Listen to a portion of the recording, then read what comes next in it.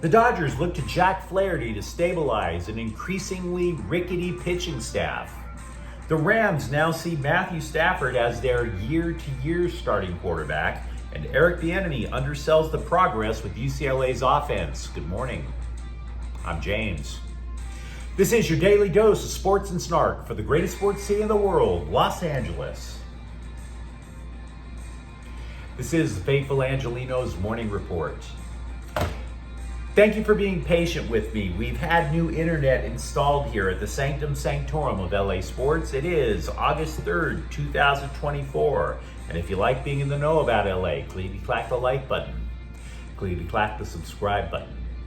There's a notification bell. Hit that. It'll let you know when we drop new content. Sharing is caring. Let people know we exist. And by all means, comment. Now, before we go through the news and notes, a look at the scoreboard. This is actually inexcusable. Oakland 6, Dodgers 5. Look, it is true that the Dodgers still lead the division by 4. And that's a pretty decent amount. But come on. Oakland? Really? The bottom line, in my opinion, is this. The Dodgers can't pitch. The Dodgers right now are 10th in team ERA in Major League Baseball, which sounds like it's above average until you realize only 12 teams in the MLB get to the playoffs. You want to win the World Series, you can't be 10th in team ERA. In the last week alone, the Dodgers have allowed fewer than 5 runs in a game once. Now, you can talk about all you want about how this is on Andrew Friedman. You can say this is on Dave Roberts. We are missing, in my opinion, the point. At what point does pitching coach Mark Prior get held accountable for this? At what point is this on Mark Prior? You've got a bunch of pitchers getting injured. You've got a bunch of pitchers who all of a sudden can't find the plate. You keep cycling all these arms back and forth, back and forth, back and forth. Is it because Mark Prior is the problem that's leading to all of these roster moves, that is leading to all of these injuries? I'm not saying I know that to be true. I am not a pitching expert. But at what point is this on Mark Prior? Meanwhile, Shohei Ohtani hit a 3-run home run, which is good. Today, the Dodgers face Oakland at 6. Jack Flaherty is making his Dodger debut. He is 7-5 with a 2.95 ERA. That was all over in Detroit. He will face Mitch Spence, 7-6 with a 4.47 ERA. But let's get to the news and let's continue complaining about the Dodgers pitching. Because we mentioned earlier, look, the Dodgers pitching staff has been reeking worse than a row of filled porta potties at a laxative festival. It's as unstable as those rope bridges that you would see Indiana Jones having to struggle across. Take Bobby Miller. Last year, we were heaping all this praise on the guy. Oh, all the praises. To Bobby Miller goeth the glory. And then this season, he gets shut down with shoulder inflammation. His ERA is over 8, and a rehab start for him a day or two ago was stopped because he had adductor tightness. Now, for those of you who don't know, the adductor is the inner thigh, and if you're trying to stride to make a pitch, you could easily imagine needing your thighs. There is no timetable for Miller now to come back. None. Even if he were healthy, Dave Roberts wasn't saying that Miller's mechanics had improved. Quote, he told the LA Times, quote, I think it might be more on the delivery side of it, where we can tap into more velocity and commanding of the fastball, unquote, meaning Miller can't pitch now. Even if he were healthy, his mechanics are shot. Is that not on Mark Prior? Also, a couple of days ago, I mentioned that Walker Buehler hasn't shown top form in his rehab starts either. Roberts told the Orange County Register, Quote, honestly, I don't think it matters. He said he felt better about this one than the last one. The results certainly weren't there. He's an all-star major league pitcher. So at some point in time, you do the build-up. He's got one more start. Then he's got to help us at the major league level. It comes down to Walker competing, making pitches, and us running him out there. That's where I'm at, unquote.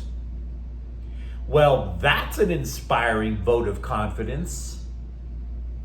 Seriously, Who is bailing more water out of the boat now, Dave Roberts or JD Vance? You tell me. You tell me. But I tell you what, I'm starting to really believe this is on Mark Pryor. If you know more about pitching than I do, and there's a really good chance that you do, you tell me where I'm wrong. I'm being sincere. I'm not trying to be argumentative. The Dodgers can't pitch.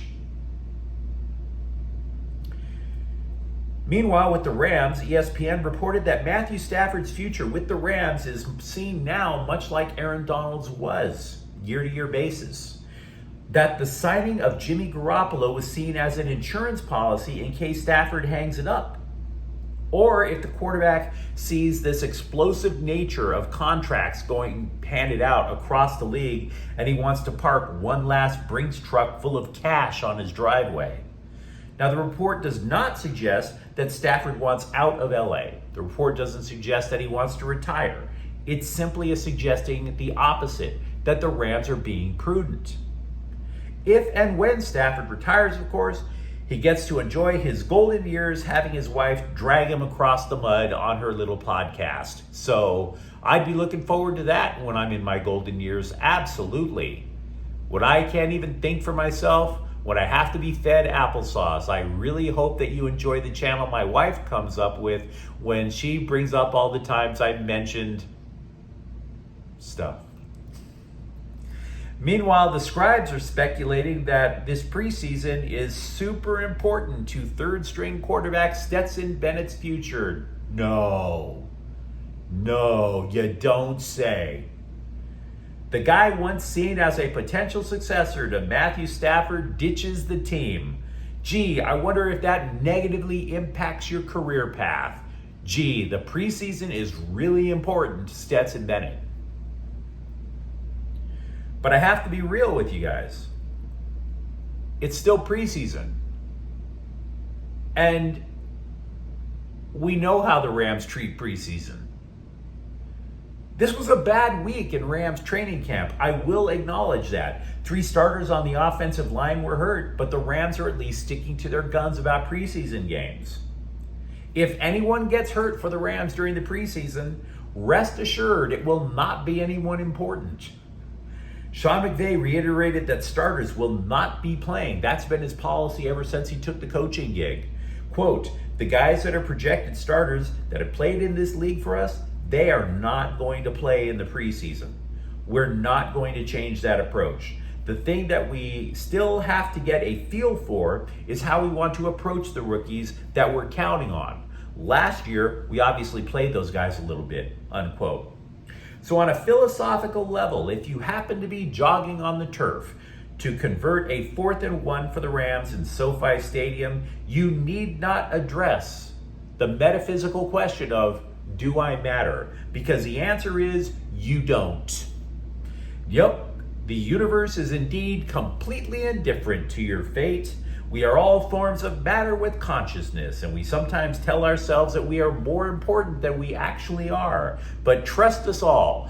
Trust Sean McVay and the fate of the universe. If you are in a Rams uniform during a preseason game, you may have free will. But to the NFL, you exist in a vegetative state. They may as well stick a feeding tube through your face mask. You simply don't matter. No offense. UCLA's offensive coordinator, Eric Beiniemy, said the Bruins are, quote, right where we need to be. We are just taking the process slow, unquote. Again, with the vote of confidence. Now, to be honest with you, coaches tend to undersell things. We don't know if he's underselling it because he's trying to project to other teams something like a Sun Tzu art of war, oh my God, we're so lame kind of thing. And then of course they're world beaters. We don't know if he's underselling the team to opponents or if he's bracing us all for an offense that is going to suck.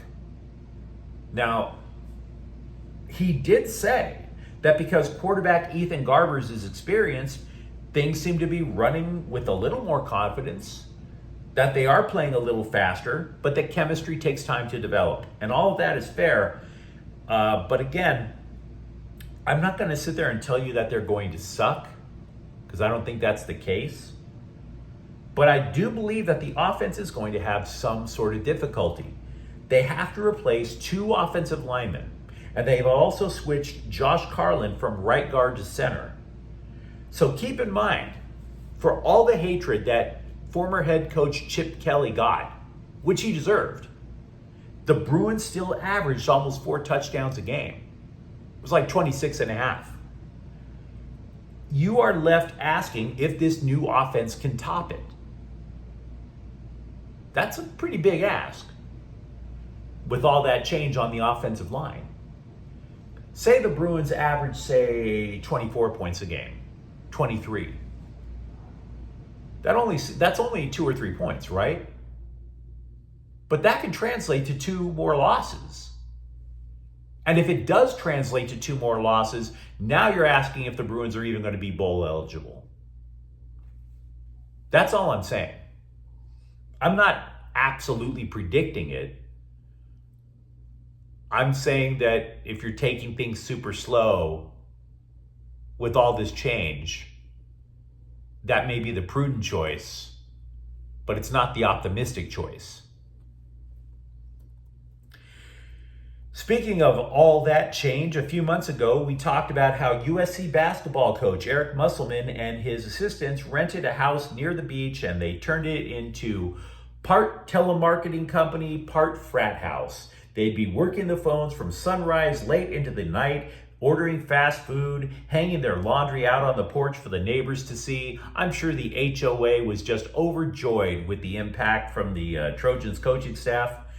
Musselman talked with CBS Sports in depth about the last 4 months, where he uprooted his life from Arkansas to rebuild the Trojans on the fly. Quote, "I had a great job at Arkansas. It's one of the best basketball jobs in the country. If we were going to leave the SEC, the only spot that made sense was the Big Ten.